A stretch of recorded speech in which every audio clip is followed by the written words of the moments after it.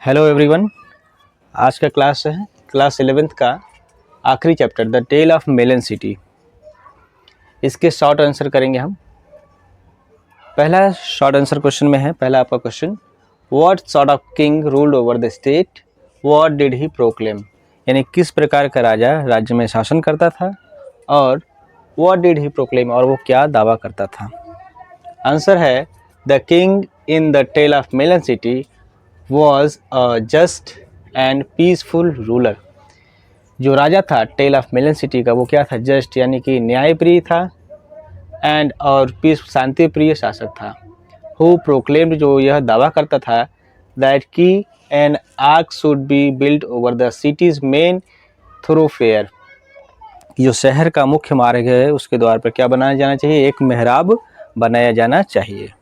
वह यह दावा करता था।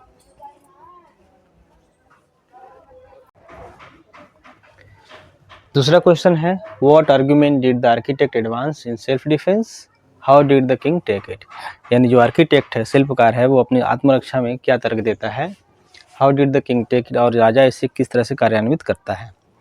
तो आंसर है the architect reminded the king that the king himself had made certain changes to the original plans. जो आर्किटेक्ट वो याद दिलाता है राजा को कि उसने जो मेन खाका तैयार किया था उसमें बदलाव किसने कराए थे? राजा ने ही कराए थे। He suggested that it was the Kings own fault, और यह सुझाव देता है कि ये किसकी गलती थी? राजा की खुद की अपनी गलती थी।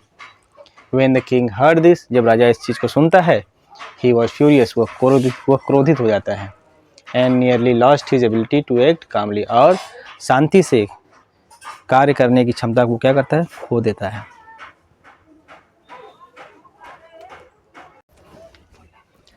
तीसरा क्वेश्चन है, what was the result of the king's thoughtless order, राजा के विचारहीन आदेश का क्या परिणाम निकला। आंसर है the result of the king's thoughtless and baseless decree या order was his own death. जो राजा था उसके जो विचारहीन और निराधार ऑर्डर थे, फरमान थे, इसका परिणाम ये निकला कि उसकी खुद की मृत्यु हुई।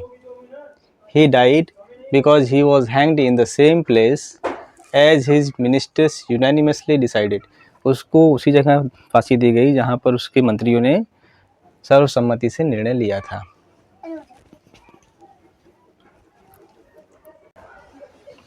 हमारा चौथा और अगला क्वेश्चन है, what custom of the citizens is referred to in the tale, यानी इस कथा में किस रिवाज के बारे में बताया गया है।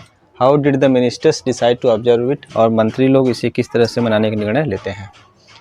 आंसर है it was their custom to choose the new ruler of their state, whoever passed the city gate first of all the next day, यानी उनका रिवाज यह था कि वे अपने राज्य का नया शासक स्वयं चुनेंगे। द नेक्स्ट यानी कि अगले दिन सबसे पहले जो भी उस शहर द्वार से गुजरेगा would have right to choose the new ruler of the state, उसी को यह अधिकार होगा राज्य का नया शासक चुनने का। This method of random choice, और ये जो चयन की पद्धति है, excluded dynastic rule as well as conspiracies, ये जो चयन पद्धति है इसने क्या किया? चयन की पद्धति से वंशवादी शासक जो था और जो साजिशें थी इसको समाप्त किया गया। The ministers decided to observe it with proper formality, और मंत्रियों ने इसे उचित औपचारिकता के साथ मनाने का निर्णय लिया। शॉर्ट आंसर टाइप क्वेश्चंस का आखिरी यानी कि पांचवा question, the tale of melon city is an irony, describe giving instances from the poem, यानी कि जो टेल ऑफ मेलन सिटी है chapter the tale of melon city, यह व्यंग्यात्मक है, विडंबनापूर्ण है, इसकी कविता से उदाहरण सहित पुष्टि कीजिए। आंसर है the poem the tale of melon city is quite ironical, यानी कि जो पोएम है the tale of melon city is क्या है?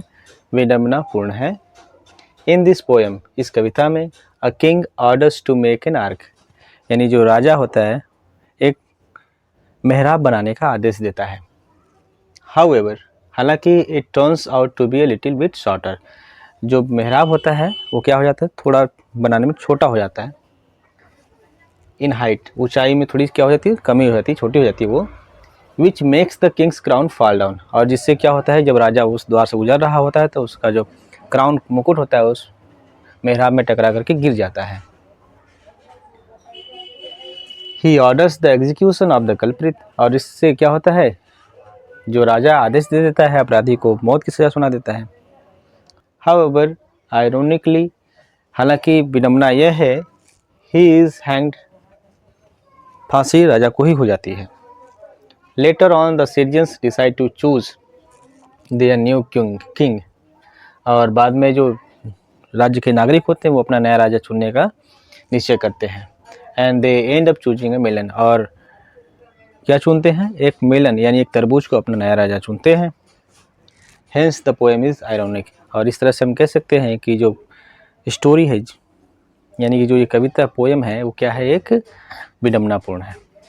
ये था हमारा आखिरी क्वेश्चन।